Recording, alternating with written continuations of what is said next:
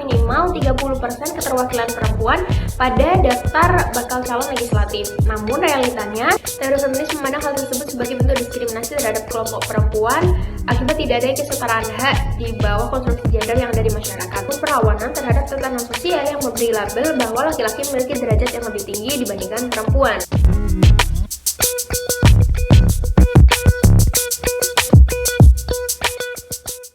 Halo semuanya, perkenalkan nama saya Nur Aulia Hasanah dengan NIM 174221035. Pada kesempatan kali ini, saya akan membahas tentang rendahnya keterpilihan calon legislatif perempuan di pemilu melalui sudut pandang teori feminis. Pasal 245 Undang-Undang Nomor 7 Tahun 2017 tentang Pemilu menyatakan bahwa setiap daerah pemilihan harus memuat minimal 30% keterwakilan perempuan pada daftar bakal calon legislatif. Namun realitanya masih sedikit keterwakilan perempuan dalam bidang politik, baik dalam partai politik maupun perempuan yang duduk di parlemen. Caleg perempuan hanya diikutsertakan untuk memenuhi kuota 30%, namun tidak benar-benar dipersiapkan untuk mendapatkan kemenangan dalam pemilu.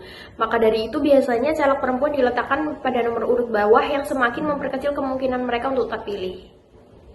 Pada 2023, KPU merilis daftar calon sementara yang menunjukkan bahwa sebanyak 940 caleg perempuan berada di nomor urut 3 dan sebanyak 686 caleg perempuan berada di nomor urut 6. Sedangkan masyarakat Indonesia cenderung memilih kandidat calon yang berada di nomor urut 1 dan 2. Bahkan Perludem menyatakan bahwa 64% kemenangan pemilu 2024 diraih oleh kandidat yang berada di nomor urut 1. Stigma di masyarakat yang menganggap bahwa perempuan tidak memiliki kompetensi yang cukup dibandingkan laki-laki untuk ikut terjun dalam politik pemerintahan dan menjadi pemimpin menjadi hambatan terbesar adanya keterwakilan perempuan di legislatif.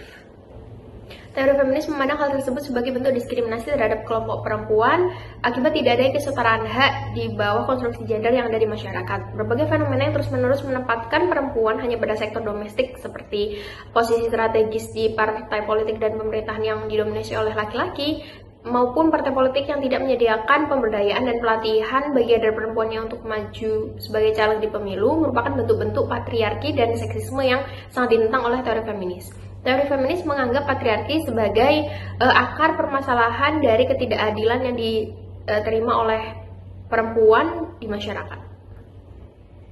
Dominasi atas politik patriarki oleh laki-laki menyebabkan adanya ketidakpekaan dan kurangnya perhatian terhadap persoalan perempuan pada sistem politik negara yang menghasilkan masyarakat yang juga tidak memiliki kesadaran yang cukup tentang kesetaraan yang berbasis gender. Hal tersebutlah yang menyebabkan rendahnya keterpilihan caleg perempuan dalam pemilu. Hadirnya teori feminis bertujuan untuk mengadvokasi hak perempuan dalam mendapatkan kesempatan dan akses yang sama dengan laki-laki terhadap berbagai aspek kehidupan di masyarakat.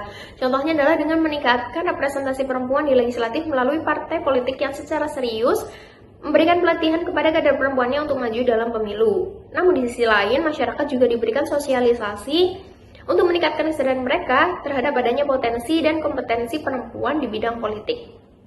Teori feminis pada dasarnya bukan merupakan perlawanan terhadap laki-laki, namun perlawanan terhadap tatanan sosial yang memberi label bahwa laki-laki memiliki derajat yang lebih tinggi dibandingkan perempuan.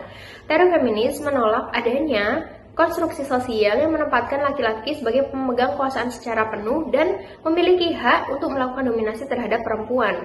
Maka dari itu, empowerment atau pemberdayaan perempuan dalam berbagai bidang termasuk politik harus dilakukan secara berkelanjutan sehingga berbagai kebijakan yang akan dihasilkan ke depannya akan lebih peka dan memperhatikan kepentingan dan aspirasi dari kelompok perempuan.